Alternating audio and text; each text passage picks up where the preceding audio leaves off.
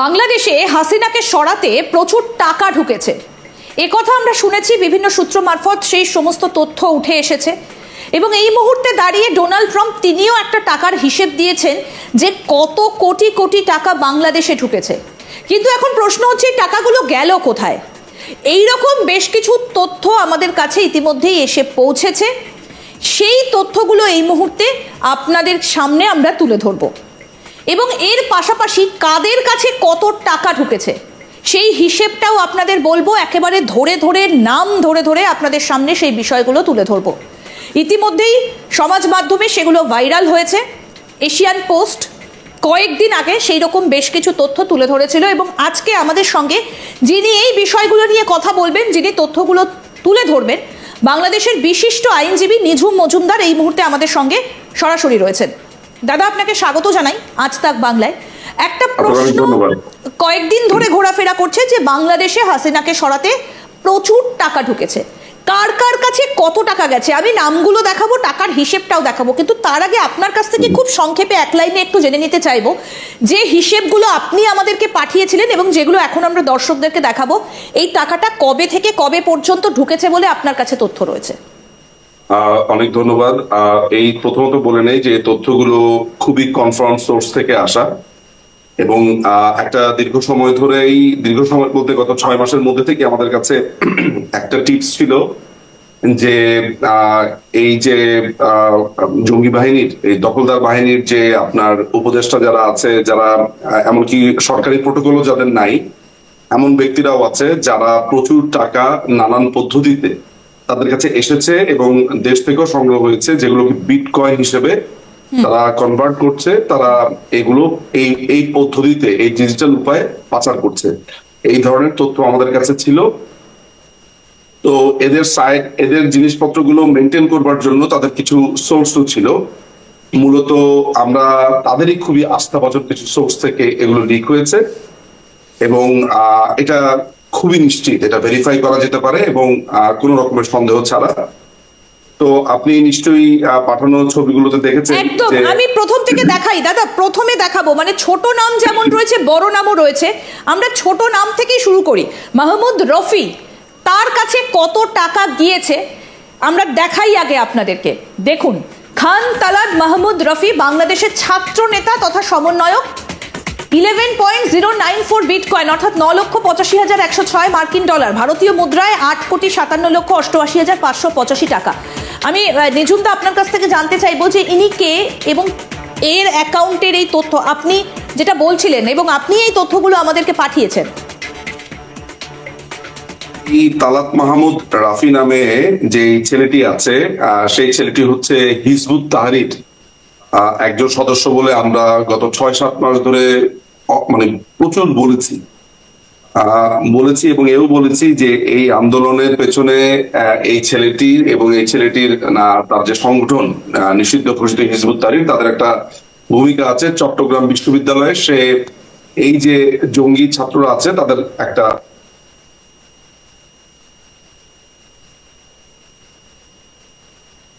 সমন্বয়ক সে।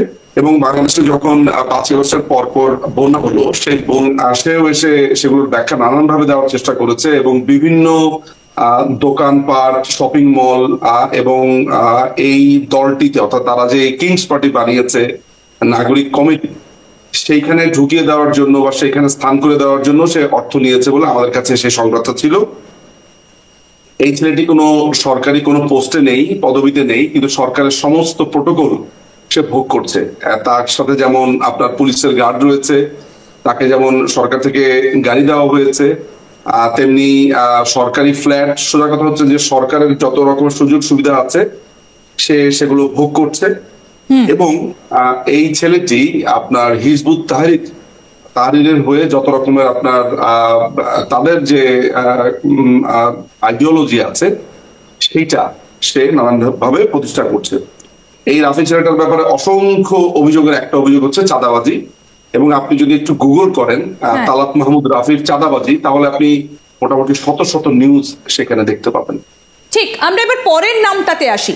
এই নামটা কিন্তু আমরা আগেও শুনেছি, অর্থাৎ সজীব ভুইয়া। এই সজীব ভুইয়াও নাকি টাকা নিয়েছেন, মানে হাসিনাকে সরাতে, তার বিরুদ্ধে ষড়যন্ত্র করতে, তাকে শেষ করতে কোন কোন নেতা কত টাকা নিয়েছে দেখুন, সেই তথ্য আমাদের কাছে রয়েছে। আসিফ মাহমুদ সজীব ভুইয়া অন্তর্বর্তী সরকারের উপদেষ্টা এই মুহূর্তে 133.8 বিটকয়েন অর্থাৎ 1,13,80,943 মার্কিন ডলার কনভার্ট করলে সেটাই দাঁড়ায় ভারতীয় মুদ্রায় 103,46,59,526 টাকা। এত টাকা! এটা তো অবিশ্বাস্য সব ঘটনা যে এই সামান্য সময়ের ভেতরে এরা কতগুলো টাকা তারা কিভাবে আত্মসাৎ করেছে। আমরা বারবারই বলেছি যে এরা জানে যে এদের সময় খুবই সীমিত বাংলাদেশে, এরা বেশি দিন, তারা এটাও জানে, আমরা যা জানি তারা নিশ্চয়ই কেন জানবে না। ফলে যত দ্রুত পারা যায় তারা কিভাবে অর্থ সংগ্রহ করেছে, কিভাবে তাদের কাছে বিদেশ থেকে আসা ইউএস এইড থেকে শুরু করে বলুন, এনইডি, পশ্চিমাদের টাকা থেকে শুরু করেন, বাংলাদেশের বিভিন্ন ভাবে তারা এই যে অর্থ সংগ্রহ করেছে।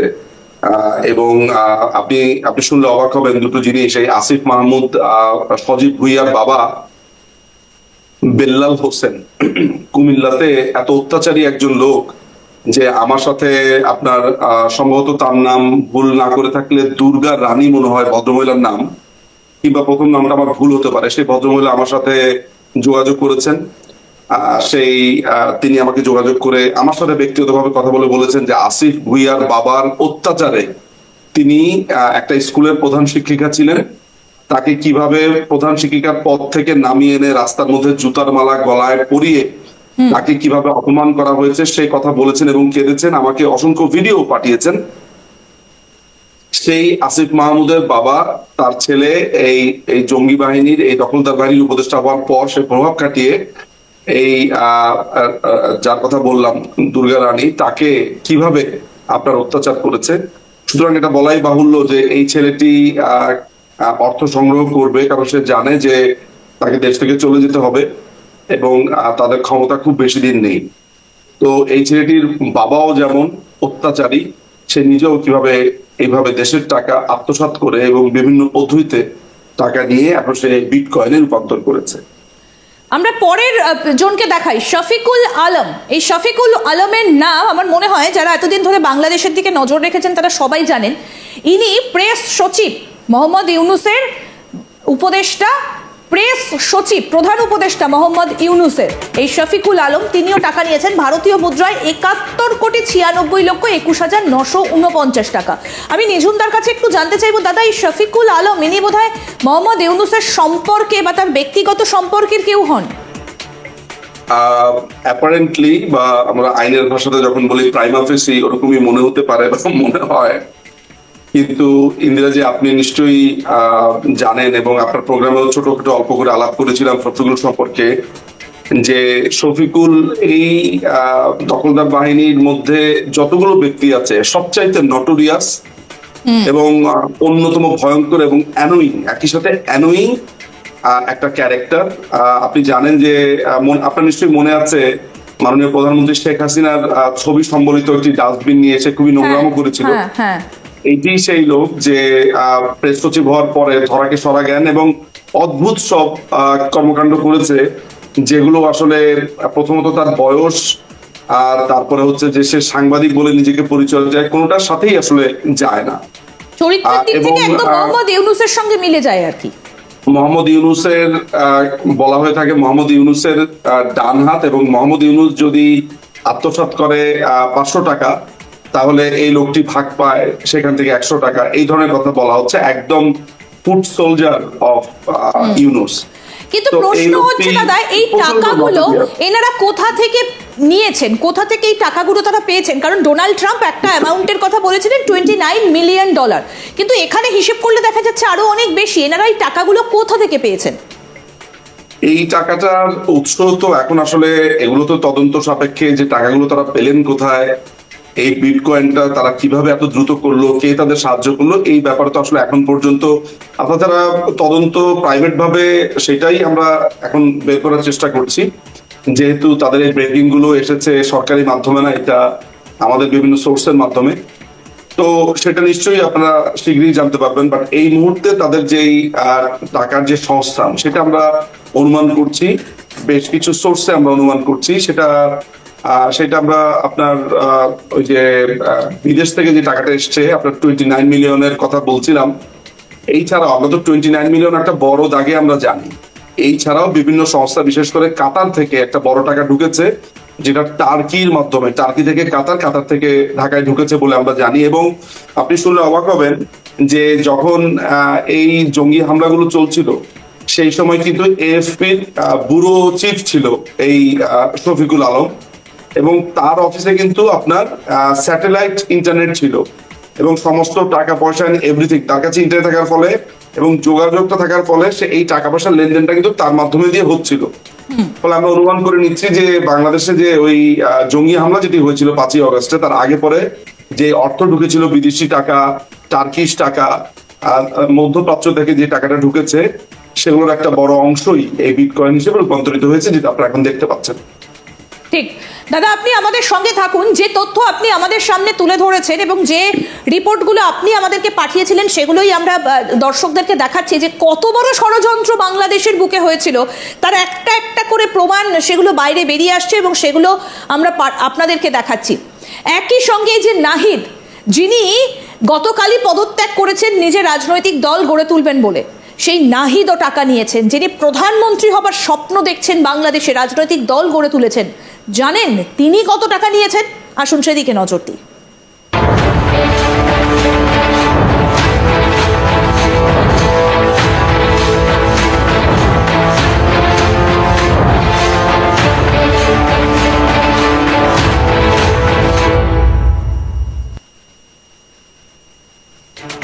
ব্যাংক অ্যাকাউন্টের স্ক্রিনশট আপনাদেরকে আমরা দেখাচ্ছি এবং আমরা নাহিদের কথা আপনাদেরকে বললাম, সেই নাহিদের কত টাকা নিয়েছেন সেটাও দেখাবো। তবে তার আগে সার্জিস আলম, কে এই সার্জিস আলম, তিনি কত টাকা নিয়েছেন আসুন আপনাদের সেটাও দেখাই। দেখুন, সার্জিস আলম ছাত্রনেতা তথা আন্দোলনের সমন্বয়ক। দেখুন তার নেওয়ার টাকার পরিমাণ 76,62,305, তারও বেশি মার্কিন ডলার, ভারতীয় মুদ্রায় 66,72,746 টাকা। আমি একই সঙ্গে দেখাবো একটু নাহিদ ইসলাম, যার কথা আপনাদেরকে বললাম। দেখুন, নাহিদ ইসলাম অন্তর্বর্তী সরকারের পদত্যাগী উপদেষ্টা ছাত্র নেতা, যিনি নতুন রাজনৈতিক দল খুলবেন বলে ঠিক করেছেন এবং যিনি ভোটে দাঁড়াবেন, প্রধানমন্ত্রী হবার স্বপ্ন দেখছেন। তিনি কত টাকা নিয়েছেন দেখুন, 204, তারও বেশি বিটকয়েন, অর্থাৎ 1,82,71,272 মার্কিন ডলার, ভারতীয় মুদ্রায় 158 কোটি টাকা, তারও বেশি 158,24,56,842 টাকা। আমাদের সঙ্গে রয়েছেন বাংলাদেশের বিশিষ্ট আইনজীবী নিঝুম মজুমদার। খুব অবাক লাগছে এই তথ্যগুলো দেখতে যে এরা এই দুজন কারা। নাহিদ ইসলাম সম্পর্কে আমরা জানি, সঙ্গে এই যে সার্জিস আলম, এই বাকে নাহিদ ইসলাম হচ্ছে এই যে পুরো 5ই অগস্টের পূর্বে যে আন্দোলনটা হয়েছে তাদের অন্যতম সমন্বয়ক, এবং বলা হয়ে থাকে তাদের মধ্যে সবচেয়ে ঠান্ডা মাথার এবং রাজনৈতিক দল যেটি তারা এখন ক্ষমতায় থাকা অবস্থাতে করছে, যে অর্থাৎ যে কিংস পার্টি, রাজার পার্টি বলে আমরা জানি, এই পার্টি সে পুরোটা গড়ে তুলবে বলে তাকে সে পদত্যাগ করেছে বলে গতকালকে আমরা জানতে পেরেছি। এবং টাকা পয়সা যা এসেছে পশ্চিমা বিশ্ব থেকে এবং তাদের দল করবার জন্য আপনারা নিশ্চয়ই জানেন যে চায়না থেকে একটা বড় ফান্ড তারা পেয়েছে, হয়তোবা এর মধ্যে আপনাদের জানার কথা। টার্কি থেকেও যেই অর্থের বেশ কিছু ভাগ পেয়েছে এবং ডেফিনেটলি লোকাল কিছু ফান্ডিং সেখানে আছে, এইটাও আমাদের কাছে আছে। এবং বেশ কিছু ব্যবসায়ীর নামও আমরা জানি যে তাদেরকে বেশ অর্থকড়ি দিয়েছে। তবে তার অ্যাকাউন্টে যে বিটকয়েনের যে টাকাটা আমরা এখানে দেখতে পাচ্ছি, এটা লোকাল ফান্ডিং না। এই টাকাটার সোর্স আসলে চায়না বলে আমরা প্রাথমিকভাবে অনুমান করছি এবং বেশ কিছু টিপসও এই ব্যাপারে আমাদের কাছে আছে। যেহেতু কনফার্ম না থাকার কারণে আমি আসলে সেই জায়গাগুলো, কারণ আমার আরো বেশ কিছু তথ্য পাওয়ার সম্ভাবনা আছে, ফলে এই ফান্ডিংটা নিয়ে আমি এখনই নিশ্চিতভাবে আলোচনা করব না। তবে এটা নিশ্চিত যে এই যে বিটকয়েন সাইট গুলোর যে স্ক্রিনশট আপনারা এই মুহূর্তে দেখতে পাচ্ছেন, এগুলো ভেরিফাইড এন্ড কনফার্মড, এবং এগুলো নিশ্চিতভাবে সেখানে আছে। এবং এটা তারা কল্পনাও করেনি, যারা এটা লিক করেছে তারা খুবই কাছে এবং ট্রাস্টেড ছিল, তারা নিজেরাও আসলে কল্পনা করেনি যে এইভাবে জিনিসটা মিডিয়ার সামনে চলে আসবে। আপনারা জানেন যে দ্য এশিয়া পোস্ট নিউজ তারা এটা দিয়েছে এবং আপনারা মনে হয় ইলেকট্রনিক টিভি বা হিসেবে প্রথম এটা সামনে নিয়ে আসলেন। তো আমার কাছে যে জিনিসটা মনে হচ্ছে যে এরা অর্থ আত্মসাৎ, যে দুর্নীতির বিরুদ্ধে এই যে তারা বারবার বলেছিল যে দেশটা উচ্ছন্নে গেছে দুর্নীতি, দেখেন 6 মাসের ভেতরে হাজার হাজার কোটি টাকার মালিক হয়ে গেছে, কারো 3,000, 4,000, 5,000 কোটি। আপনার হিসাব করলে তো চক্ষু চরক গাছের মতো, এবং সেটা 6 মাস মাত্র শেষ হলো এই 5 তারিখে। তাহলে এই মাসের যদি আজকে 26 হয়, অর্থাৎ 7 মাসের পথে আর যাওয়ার আগেই একটা মানুষের কাছে 2-3,000, 4,000 কোটি টাকা চলে আসলে এরা বাংলাদেশকে কোথায় নিয়ে যাবে বা কি অবস্থায় নিয়ে যাবে এবং তাদের প্ল্যানটা কি, আমার মনে হয় সেটা সহজেই অনুমেয় এবং খুব বেশি অত্যুক্তি হয় না যদি এটা আমি একটা জিনিস একটু জানতে চাই যে শুধুমাত্র কি আমেরিকার ইউএস এইড সেখান থেকে টাকা এসেছে নাকি অন্যান্য ফান্ড থেকে এসেছে? না, ইউএস এইড এবং এনইডি তাদেরও একটা লিমিট আছে, কারণ তাদের যে ফান্ডটা বাংলাদেশ কেন্দ্রিক হয় সেখানে তাদের আবার ভাগাভাগি আছে যে কাকে কত টাকা দেবে, এই ধরনের একটা ব্যাপার আছে। সেগুলোর হিসাবও আমার কাছে পরিষ্কার ভাবে আছে, নিশ্চয়ই আমি আপনাকে সেগুলো দিয়ে আমরা একটা প্রোগ্রাম করবো চেষ্টা করবো। কিন্তু কথা হচ্ছে যে এই অর্থ যেগুলো আপনি দেখছেন বিটকয়েনের মধ্যে বা যেটা এই মুহূর্তে আপনার সামনে আছে, এগুলোর মেইনলি সোর্স হচ্ছে টার্কি হয়ে দোহার মাধ্যমে অর্থাৎ কাতারের মাধ্যমে, এবং চায়নার অর্থ, চায়নার একটা বড় স্টেক কিন্তু এই মেইহেমের ভেতরে ছিল। অর্থাৎ 5ই আগস্টের যে সহিংসতা, যে উন্মুক্ততা, সেখানে একটা বড় স্টেক তাদের ছিল। আমাদের কাছে একটা কনফার্ম নিউজ আছে চাইনিজ এবং টার্কিশ যে ইন্টারভেনশন, বিশেষ করে ফাইন্যান্সিয়াল যে টাকা পয়সাগুলো দেওয়া হয়েছে, আমাদের কাছে পরিষ্কার এই ব্যাপারে তথ্য আছে। এবং তাদের যেই মিডল ম্যান ছিল, তাদের যেই লোকগুলোর মাধ্যমে টাকা পয়সাগুলো এখানে আদান প্রদান হয়েছে, এমনকি বৈঠকগুলো হয়েছে, যারা রিকমেন্ড করেছে তাদের সাথেও, তাদের ব্যাপারেও আমাদের কাছে তথ্য আছে। নিশ্চয়ই আপনার সামনে সেগুলো উঠে নিয়ে আসবো। ঠিক, আমি একটা প্রশ্ন আপনার কাছে রাখতে চাই যে শুধু কি আপনি তো 5 জনের কথা আমাদের সামনে তুলে ধরেছেন এবং 5 জনের তথ্য আমাদেরকে পাঠিয়েছেন, সেটাই দেখালাম। আরো কি কারোর অ্যাকাউন্টে টাকা ঢুকেছে? তার মধ্যে কি মোহাম্মদ ইউনুসও রয়েছেন? আপনি জানেন কিনা জানি না, আমাদের কাছে একেবারে একটা মানে কি বলবো, আমি হয়তো বলতে পারলে ঠিকই বলতাম, সেটা হচ্ছে যে ইউনুসের টাকার অভাব নেই। শুধুমাত্র ফ্রান্সেই তার $2.5 বিলিয়ন একটা বিনিয়োগ আছে, এবং এটা খুবই খুবই খুবই কনফার্মড একটা সোর্স। আমরা নানান ভাবে তার এই টাকার সংস্থান, ফ্রান্সে তার কি কি সেট আপ আছে, সেগুলো নিয়ে আমরা দেখছি এবং সেগুলো নিশ্চয়ই সামনে আসবে, খুব শীঘ্রই আসবে। তবে আমার ইউনুসের অর্থ সংস্থানের ব্যাপারটার দিকগুলো একটু ভিন্ন। সে প্রচুর আপনার দেশের বাইরে থেকে দাতা সংস্থাগুলোর ফান্ডিং পায়, যেটা আমরা আপনার প্রোগ্রামে বলেওছি যে এই ফান্ডিং গুলো সে কিভাবে ম্যানেজ করে, কিভাবে টাকাগুলো পায় এবং কিভাবে সেগুলোকে লন্ডারিং করে এবং দেশের বাইরে সে পাঠিয়ে দেয়। ফলে তার তো এক ধরনের সাহায্য বা রিকমেন্ডেশন এখানে ছিল বলে আমরা অনুমান করি। এগুলো অবশ্য হাইপোথেটিক্যাল কথা, কিন্তু সার্কামস্টেন্সিয়াল এভিডেন্স আসলে সেটিকে নির্দেশ করে। একদম, মানে হাসিনাকে শেষ করতে, হাসিনাকে সরাতে এত টাকা এদের অ্যাকাউন্টে ঢুকেছে। এই যে নাহিদ, তিনি কি তাহলে এই টাকা নিয়েই এখন প্রধানমন্ত্রী হবার স্বপ্ন দেখছেন? গতকাল তো তিনি পদত্যাগ করেছেন উপদেষ্টা পদ থেকে। ডেফিনেটলি তারা এই দেশকে মোটামুটি বলা যায় যে দখল করবার পায়তারা করছে। এই পাকিস্তানি আপনার ইন্টেলিজেন্স, চাইনিজ টাকা, টার্কিশ ফান্ডিং, মধ্যপ্রাচ্যের ফান্ডিং, এগুলো সবকিছু মিলেই। এবং আপনি নিশ্চয়ই জানেন যে এই আন্দোলনে তাদের প্রচুর পরিমাণে টাকা লেগেছিল, কারণ প্রশাসনকে কিনবার জন্য, তারপরে আইন শৃঙ্খলার, যেমন আপনার সেনাবাহিনী, এই যে সেনাবাহিনীর যে প্রধান ওয়াকার, এই ওয়াকারের ব্যাপারে প্রবল ভাবে আমাদের কাছে সোর্স আছে, আমাদের কাছে তথ্য আছে যে সেও কিরকম টাকার মালিক হয়েছে বলে নানান ভাবে শোনা যায়। এবং এই প্রশাসন বা এই সেনাবাহিনীর ভেতরে সবাই না, সেনাবাহিনীর যে অংশটি, শুধু সুনির্দিষ্ট যে অংশটি বিট্রে করেছে, সেনাবাহিনীর অসংখ্য অফিসাররা তৈরি ছিল এই মেহিমকে দমাতে, ঠেকাতে, কিন্তু কিছু দেশদ্রোহীর কারণে সেই সময় সেটি কি হয়েছিল আপনারা জানেন। এবং এই কাজগুলোতেই আসলে অর্থগুলো ব্যয় হয়েছে। ব্র্যাক ইউনিভার্সিটির যিনি প্রধান বা ব্র্যাকের এই মুহূর্তে যিনি প্রধান নির্বাহী আসিফ সালে ইউএস এইডের থেকে সবচাইতে বেশি আসা অর্থের ভাগ পেয়েছে। এইটা নিশ্চয়ই আপনারা এর মধ্যে জেনে গেছেন রিপাবলিকান ইনস্টিটিউট থেকে কিভাবে টাকাগুলো তার কাছে এসেছে। সুতরাং এই কথাটা বলা বাহুল্য মাত্র যে এই টাকাগুলো প্রশাসন এবং সরকারকে উৎখাতের জন্য ব্যয় করা হয়েছে। একদম। আমি পরপর একটু আপনি আমাদের সঙ্গে থাকুন এবং আমি পরপর একটু প্রোডাকশন টিমকে বলবো যে 5 জনের তথ্য আপনাদেরকে দেখালাম, তাদের কাছে কত টাকা ঢুকেছে আপনাদেরকে আরেকবার দেখাই এবং আপনারাই ভাবুন যে শেখ হাসিনার বিরুদ্ধে কত বড় ষড়যন্ত্র হয়েছিল এই ছাত্র আন্দোলনকে ঘিরে। দেখুন, খান তালাত মাহমুদ রফি বাংলাদেশের ছাত্রনেতা তথা সমন্বয়ক। আপনাদের কোথাও মনে হচ্ছে না যে ইনি একজন ছাত্র হতে পারেন কি করে, যে যিনি এত টাকা নিয়েছেন, একটা ষড়যন্ত্র করেছেন? দেখুন কত টাকা নিয়েছেন, 11.098 বিটকয়েন অর্থাৎ 9,85,106 মার্কিন ডলার, ভারতীয় মুদ্রায় 8,57,88,585 টাকা। তারপর দেখুন আসিফ মাহমুদ সজীব ভুইয়া, ইনি এখন বর্তমানে অন্তর্বর্তী সরকারের উপদেষ্টা। তিনি কত টাকা নিয়েছিলেন?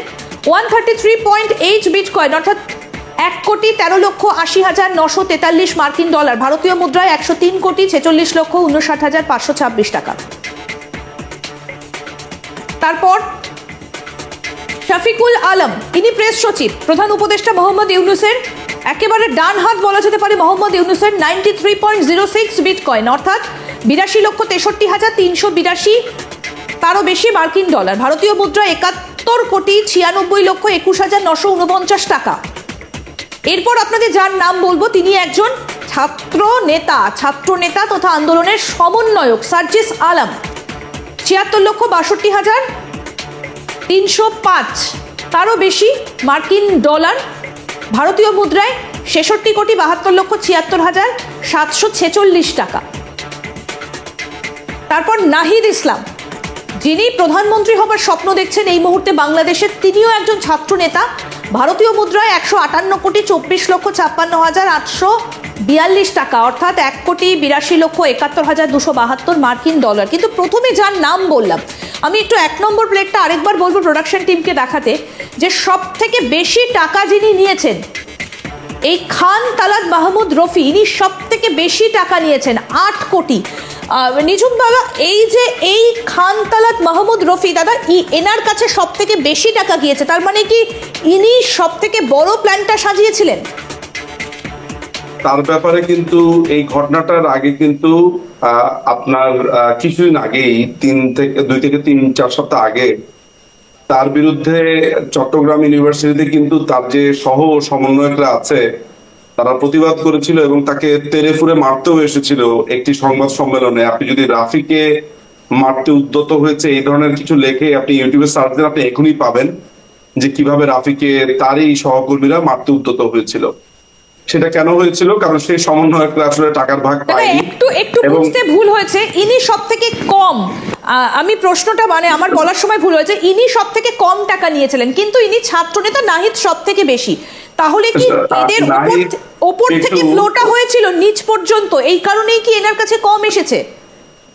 আমি আপনাকে যেটা বলছিলাম সেটা একটু শেষ করি, যে এই রাফিকে কিন্তু মারতে উদ্যত হয়েছিল এবং সে যে ব্যবসায়ীদের কাছ থেকে চাঁদা নেয় এবং বিভিন্ন মানুষকে জোর করে ভয় দেখিয়ে টাকা নেয় বা তাকে মামলায় দিয়ে দিবে টাকা নেয়, সেটা কিন্তু মিডিয়াতে এসেছে এবং তার সমন্বয়করা স্লোগান দিয়েছে যে চাঁদাবাজের স্থান এই দেশে হবে না, এই টাইপের আপনার স্লোগান দিয়েছিল। আমি অ্যামাউন্টটা আসলে ওইভাবে কম্পেয়ার করিনি যে কার কাছে কত টাকা ঢুকেছে, কিন্তু আমি স্ক্রিন থ্রু করার সময় দেখেছি 204 বা সামথিং মনে হয় এই নাহিদ ইসলামের কাছে। আমি একটু দেখাতে বলবো, নাহিদ ইসলামের প্লেটটাও একটু দেখাতে বলবো, কারণ যেহেতু রাজনৈতিক দল গঠন যেই প্রক্রিয়াটা চলছে সেটার একটা one of the main centre point আসলে তার, এবং ফান্ডিং গুলো তার কাছে বেশি আসার কথা বলে মনে হয়, ফলে টাকার অ্যামাউন্ট আপনি সেই কারণে হয়তো তার কাছে দেখছেন। এটা আমার অনুমান মাত্র, তবে আমার ধারণা যেহেতু দলের কাজটা সে করছে বা দল গঠনের কাজটা করছে, ফান্ডিং গুলো বা টাকাগুলো তার কাছেই বেশি আছে বলে আমার কাছে মনে হয়। ঠিক, কিন্তু প্রশ্নটা হচ্ছে যে এত টাকা নিয়ে এরা এবার করবেনটা কি? শেখ হাসিনার পেছনে যে এত বড় একটা ষড়যন্ত্র হয়েছিল, ছাত্র নেতারা আজকে তারা কি বলছেন? কারণ এই তথ্যগুলো যখন আপনার কাছে এসেছে তখন এই মুহূর্তে যারা আন্দোলন করেছিলেন, ছাত্র আন্দোলন করেছিলেন, যারা সত্যি সত্যি ছাত্র, যারা কোটা সংস্কারের দাবিতে তো প্রথমে পথে নেমেছিলেন ছাত্ররা, তারা কি বলছেন যে তাদেরকে না জানিয়ে পেছনে এত এত লক্ষ কোটি কোটি টাকার খেলা, তারা কি আজকে বুঝতে পারছেন যে তারা কি করেছেন? আমি নিশ্চিত যে যারা এদের পেছনে ছিল, পেছন থেকে একটি স্টেবল গভর্নমেন্টকে, এবং দেশ যখন উন্নয়নের মহাসড়কে চলছিল, দেশ যখন ভালোভাবে চলছিল, আজকে নিশ্চয়ই সেই সব ব্যক্তিরা ভুল বুঝতে পেরে মাথা চাপড়াচ্ছেন। কদিন আগে দেখলাম যে সেই আন্দোলনে একজন আরেক জঙ্গিদের একজন সে চেঁচামেচি করছে যে মানুষজন কেন তাদের সাথে নেই, কেন তারা কিছু বলছে না, বাংলাদেশে এখন যে অরাজক পরিস্থিতি চলছে। সেখানে একজন সাংবাদিক অ্যান্সার করেছিল যে সরকার এনেছেন আপনারা, বসিয়েছেন আপনারা, তা এখন সাংবাদিকদের উপরে চড়াও কেন হচ্ছেন, কেন বলছেন যে সাংবাদিকরা কিছু লেখে না। ফলে এই যে পুরো দেশকে একটা অস্থিতিশীল বা একটা ভঙ্গুর অর্থনীতির দিকে ক্রমাগতভাবে টেনে নিয়ে নামানো এই বিদেশি ফান্ডিং এর মাধ্যমে, আমি এর আগে কোথাও কোনো একটা মুভি বা নাটকের একটি দৃশ্য দেখেছিলাম যে বাদরের হাতে যদি আপনি AK-47 তুলে দেন, তারা যেমন এলোপাথারি গুলি করে এবং করার পরে জানে না যে তারা আসলে কাকে মারছে, কাকে ধরছে, কিভাবে নষ্ট করছে। পুরো ব্যাপারটাই এমন, একদল বা একগুচ্ছ বাদরের হাতে AK-47 ধরিয়ে দেওয়া হয়েছে, এবং সেই AK-47 এর যে টাকাগুলো সেগুলো এখন আপনারা বিটকয়েন হিসেবে দেখতে পাচ্ছেন। এবং দেশটা 12টা যে বেজে গেছে সেটি নিয়েও মনে হয় আপনাদের কোনো সন্দেহ থাকার কথা না। একদমই, মানে ভয়ানক তথ্য যেগুলো আপনি পাঠিয়েছেন, একেবারে চক্ষু চড়ক গাছ হবার মতো, যে কিভাবে কত টাকা ঢুকেছে। টাকা যে ঢুকেছে এটা কিন্তু আগে থাকতেই শোনা যাচ্ছিল, কিন্তু আপনার পাঠানো এই তথ্য যেগুলো এই মুহূর্তে আমরা দর্শকদেরকে দেখালাম, একেবারে বিস্ফোরক, ভয়ঙ্কর। অনেক ধন্যবাদ দাদা আপনাকে আমাদের সঙ্গে থাকবার জন্য। বাংলাদেশের বিশিষ্ট আইনজীবী নিঝুম মজুমদার আমাদের সঙ্গে ছিলেন এবং ভীষণ গুরুত্বপূর্ণ বেশ কিছু তথ্য এবং সেইগুলো আপনাদের সামনে আমরা তুলে ধরলাম, যেগুলো নিঝুমবাবু আমাদেরকে পাঠিয়েছিলেন সেগুলোই আপনাদেরকে আমরা দেখালাম। এবং তার সঙ্গে উনি ব্যাখ্যা করলেন যে কিভাবে এই টাকাগুলো এসেছে, কোন পথে টাকা এসেছে, অর্থাৎ মিডল ইস্ট হয়ে টাকাগুলো ঢুকেছে এবং তার মধ্যে চীনেরও কিছু স্টেক রয়েছে বলে জানালেন আমাদেরকে নিঝুম মজুমদার। কিভাবে টাকা ঢুকছে এবং কোন দিকে যাচ্ছে বাংলাদেশের পরিস্থিতি আমরা অবশ্যই আপনাদেরকে জানাতে থাকবো। অনেক ধন্যবাদ দাদা আপনাকে আমাদের সঙ্গে থাকবার জন্য। বাংলাদেশের বিশিষ্ট আইনজীবী নিঝুম মজুমদার আমাদের সঙ্গে ছিলেন। এইরকম আরো অনেক আপডেট আমরা তুলে ধরবো আপনাদের সামনে। দেখতে থাকুন আজ তাক বাংলা, সাবস্ক্রাইব করুন, নোটিফিকেশন পেতে বেল বাটন অপশন প্রেস করুন, হোয়াটসঅ্যাপে ফলো করুন আজ তাক বাংলা, ভিডিওটা লাইক করুন, শেয়ার করুন, কমেন্ট করুন।